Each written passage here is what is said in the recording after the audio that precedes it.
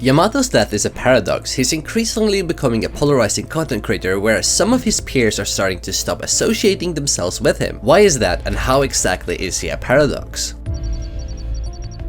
Yamato's death started off as an orbiter from RatRL's community, essentially a person whose online presence appeared mostly in RatRL streams. This occurred mainly in 2019. He and RatRL played duo queue a lot. His rage attitude attracted a lot of RatRL's community members, especially when RatRL played off on that. Their content was entertaining and highly sought after, which in turn made them play other games than just League of Legends, such as Portal 2 or Minecraft. This is also where he frequently played Kassadin, which in turn is a meme that still haunts him today, where his fans always prompts him to play Kassadin whenever he complains. However, Yamato's death actually streamed a year prior to him doing RatRL. If you'd like to support the content and the research I do, consider buying very cheap RP, cheap battle passes, and or orbs. You could also just smash the fucking subscribe button. Otherwise, links are in the comments and the description. In fact, in September of 2018, where he averaged just 13 viewers, which grew to a somewhat constant of 70 to 80 average viewers. Doing with Rat gained him a relatively sizable audience of over 600 average viewers. League Recap also featured him on his channel with over 1 million views that also helped him gain a following. Yamato would ride this wave to create his own community, which he did well, establishing himself as a well-known content creator within the League of Legends community today. Nevertheless, taking a look at his lore in depth, one would discover a contradiction, a paradox if you will. He's the embodiment of a paradox mainly because he is, logically speaking, a self-contradictory person that runs contrary to one's expectation. While within his own personality he's riddled with toxicity and rage, he has said that he is attempting strongly to improve and restrain himself in conducting such behavior. He has mentioned this 3 times very publicly. The first time he mentioned this so-called self-improvement arc was in a tweet longer from April 2022, reflecting on his Korea grind with the boss FFS. He also made this tweet longer as he got banned from the Korean server due to identity theft. I was not satisfied with my rank. I felt like if I had a better mental and just didn't rage play most of my games, I could have for sure climbed more.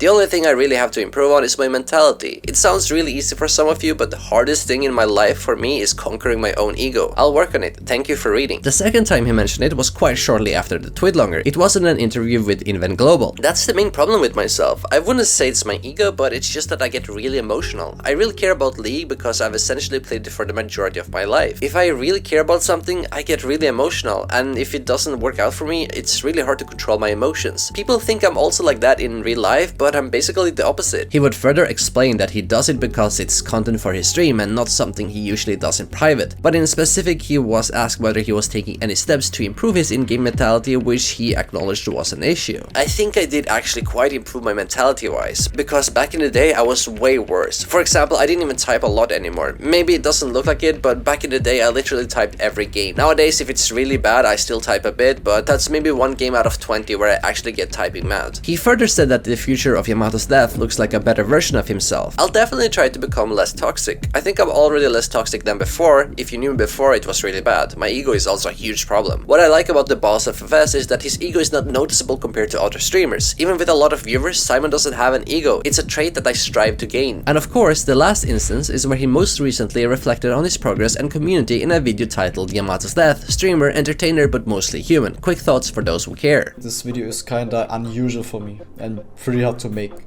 I'm quite a private person overall. You might think you know me, but what you see in those videos or in my live stream is mainly my internet persona. If you watch my Twitch or watch my YouTube videos as a first timer, for example, and you see me mostly play League of Legends, obviously, since I'm a League of Legends streamer, there's a high possibility that you see me either mad or raged or, I don't know, grumpy basically.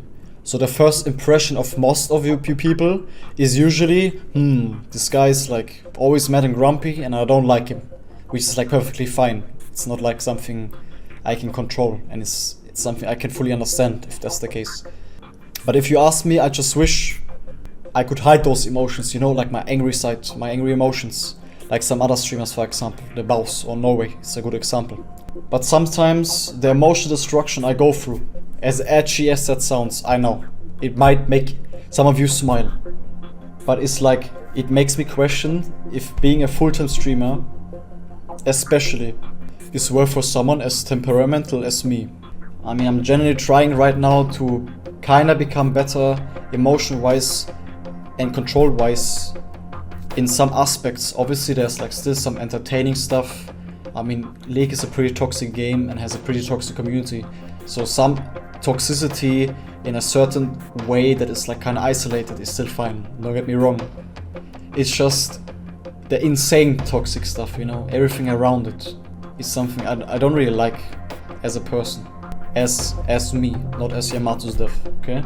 Yamato also posted this YouTube video on Twitter, further saying that the whole idea of this video was to show that I genuinely want to change. The goal was not to be a victim, it was to enlighten the viewers that I do not want to be purely associated with being a hateful person. His fans seemed to take him for his word, but returning viewers to that same video voiced their disappointment in him, saying, 7 months and nothing changed, he still insults everyone and wishes them in-game ending and candy bars. Came back to this video to confirm that you didn't change like we all knew you wouldn't. But is this truly the case? Because YamatosDeath has been frequently called out for his disgusting behavior in-game that amounts to griefing, personal attacks and toxicity. If this was a one-time or infrequent occurrence, then no one would really mind, but that is not the case here. For instance, Zegolad tweeted in the summer of 2022 that YamatosDeath is inting solo queue over and over and he's still not getting banned. I made the decision to expose him and show his bad behavior in this video. Zegolad got a lot of pushback for his tweets and opinions regarding Yamato's gameplay. Essentially, it boiled down to him soft inting because he was making seemingly emotional plays. However, most people defended YamatosDeath, saying that he has an unplayable matchup, which to be fair, Renekton vs Yon is really an unplayable matchup. But Zegolad's point was that he was taking fights that he essentially didn't have to take, which would limit deaths and let his team carry him. In another instance, Slendo called out how it's possible that popular streamers like YamatosDeath that have a huge audience and do this is just disgusting. Slendo attached a video that showed a 3-man dive onto the enemy bot lane that didn't work out. Yamato then sarcastically insulted his teammate, saying open goodbye, and muted himself. He would then teleport bot lane, run into the enemy bot laners and die. And he did this another second time. Slendo of course tweeted his frustration with this, and then YamatosDeath replied with, aren't you literally racist and living in basement on government money while having 100 permaban accounts? Bragging with it also, nice combo bro, stay winning in life. Whereas Slendo responded with, racist? Not since like over 1 year now, I literally got punished for it by Twitch and served my time, then came back and did nothing, so that's one info pulled straight out of your egotistical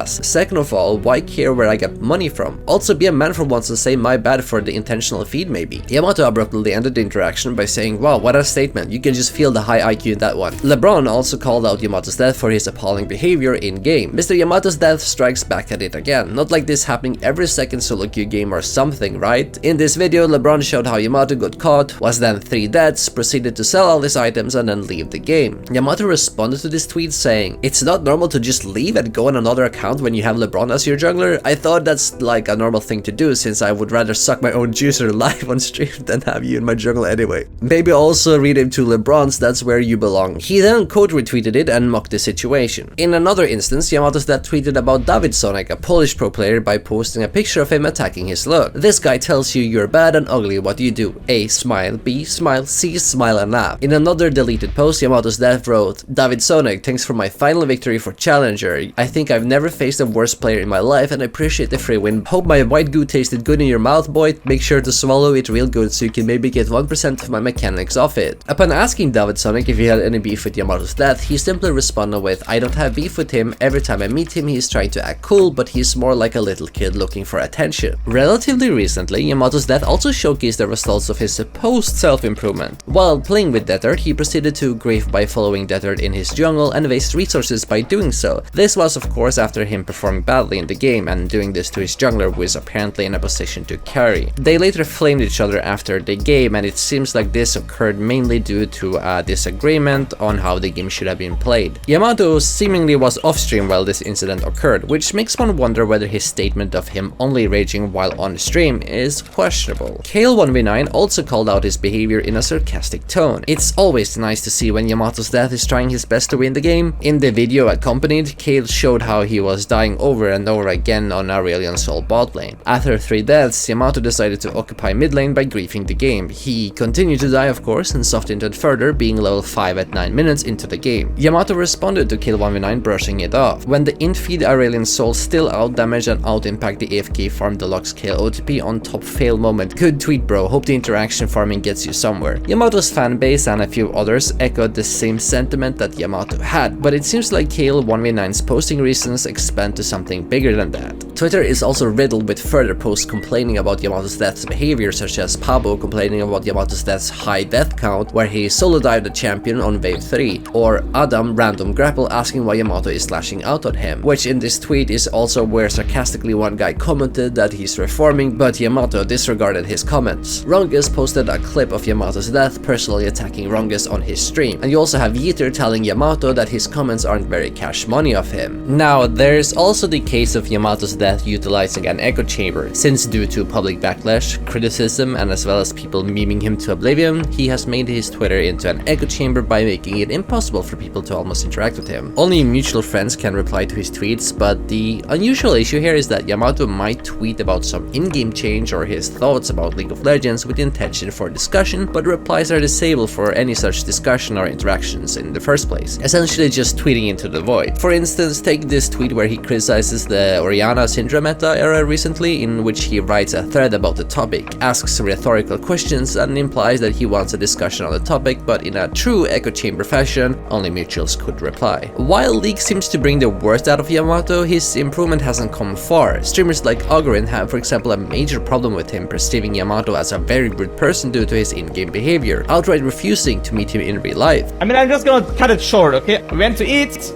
and I didn't want him there, so he didn't come. That's it, okay? Because I said no, he's a piece of shit, so no. It was in Korea. I just refused, like I was like, no, this. You cannot behave like this for years and years and years, and then expect me to be fine to be around you, like, f*** you. Yamato then mentioned about this incident during the Drutut Ultimate Showdown. Like I literally like wanted to meet him in real life, like to talk and also meet him in Norway, but he was too afraid.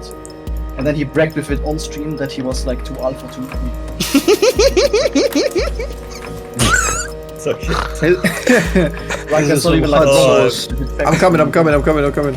This Ogarin incident was during the Korean EU vs NA climb in 2023, the same run where YamatosDeath also perpetuated a lie, probably unintentionally, that LS was behind banning all of the streamers in Korea. Then I'm going through, I'm like on, I'm in like Twitter DMs with several of the boot campers, and I'm trying to help them unlock their accounts and connect a phone number to their accounts. And so this is happening last night at like 5 a.m. I'm up until 5 a.m. dealing with all of this.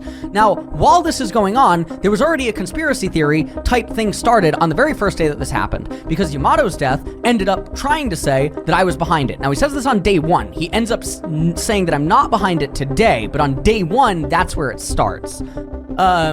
Where he tries to claim that I'm behind it.